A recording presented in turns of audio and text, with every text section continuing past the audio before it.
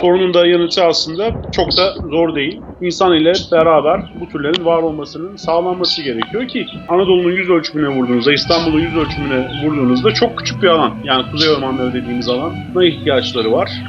Ve ne yazık ki gerek 3. köprüyle, gerek 3. havalanıyla bu habitatlar, değerli habitatlar ve çevresindeki diğer habitatlar yok oldu.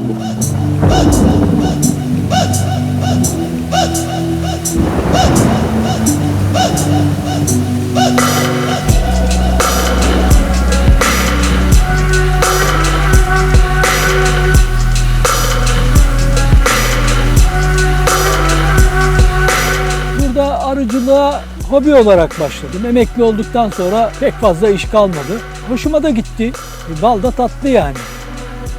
Köprü çevre yolunun üzerindeydi bizim arılarımız. Benimle birlikte 5-6 arkadaş da vardı. Nereden baksan 60-70 kovan arı vardı Demirciköy'ün çevresinde. Tabii köprü yolu geçerken biz de dağılmak durumunda kaldık. Ben bir yer buldum, küçük bir yer, buraya kaçtım. Öbür arkadaşların tüm kovanları öldü.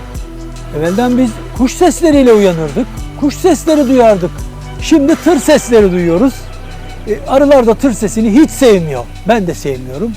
Çok gürültülü arılar uyku moduna giremiyorlar. Yaşam süreleri daralıyor. Bu da onların verimini etkiliyor. Ana arılar iyi beslene, iyi korunamadığı için kaçmak durumunda kalıyorlar. Kamyon sesleri ve bu da onun yaşamını da etkiliyor, benim yaşamımı da etkiliyor. Yani ben de stres altında kalıyorum.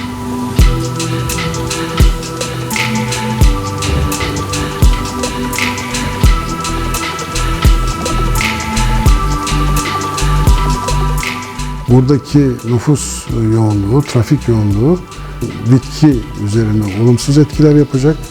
Çünkü hava kirleticileri iyice yoğunlaşıp ormanın üzerine çökecek. Bu partiküller çökerse aşağıya bitkilerin gelişimini olumsuz etkileyecek. Bitki yapıları değişti. Dikenler çoğunlukta, fundalıklar, narin çiçekler yok. Yani bunlar arıcılığı da etkiliyor, insanın yaşamını da etkiliyor. Su kaynaklarının hızla kirlenmesini, kükürt bileşikleriyle veya aside dönüşebilir suyla birleştiği zaman bu gazlar asidik bir hal alacaklar. Yani içme suyu niteliğini uzun bir gelecekte kaybetme noktasına gelecekler.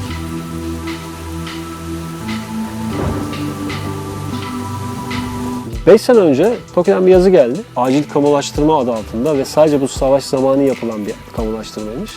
Gelin biz işte size şu kadar bir para çıkarttık, gelin paranızı alın. Yani işin sıkıntısı şu, yani gelin anlaşalım bile demediler. Direkt el koymak, direkt böyle sahiplenmek, bizi buradan atmaya çalışıyor. Sahiplenmeye çalıştılar. Osmanlı'dan kalma tapularımız da var. Artı Cumhuriyet tapularımız da var. Ya buradaki, bu köyde tapusuz hiçbir yer yok. Burada köylülerin hepsinin tapusu vardır.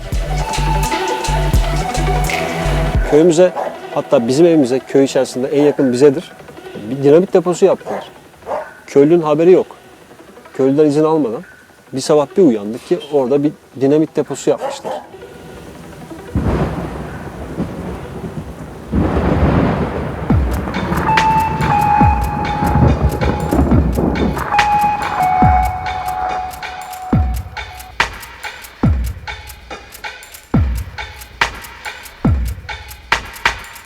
Sade bu bizim Demirciköy'ün önünde değil, diğer yerlerde de çok göletler vardı. Uskumru'da, Kısırkaya'da birçok gölet. Bu doğal hayvanların, göçer hayvanların yaşam alanları. O göletlerde durup ve dinlenip besleniyorlardı.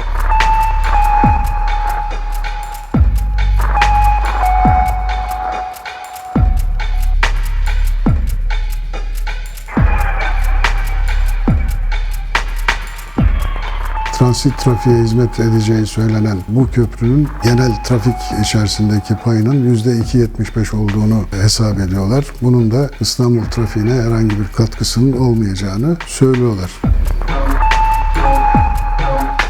Köprü havaalanı bir tarafı için. Bir de şu var, özellikle süzülerek göç eden kuşlara yönelik en büyük tehditlerden bir tanesi elektrik çarpılması ve yüksek gerilim hatlarına, orta gerilim hatlarına çarparak öldü. Leylekel dediğimiz Silivri çevresindeki bölge, Güzelce Silivri arasındaki bölgede yaptığımız çalışma ölüm tarlaları var. Neden? Çünkü göç yollarının üzerinde yüksek gerilim hatları, orta gerilim hatları çok fazla. Elektriğe çarpılarak ölebiliyorlar. Ve bu şehirleşme arttıkça bunları daha sık görmeye başlayacağız. Yani siz binlerce yıldır devam eden bir göçün yapısını bir köprü yaparak, bir havaalanı yaparak, bir şehri oraya kaydırarak, bir AVM yaparak değiştiremezsiniz. Yani biz çok üzüldük açıkçası. Biz para peşinde, rant peşinde olan aileler değiliz. Biz onların verdikleri parayı istemiyoruz. Bizim derdimiz buradan gitmemek. Çünkü burası bizim ata toprağımız.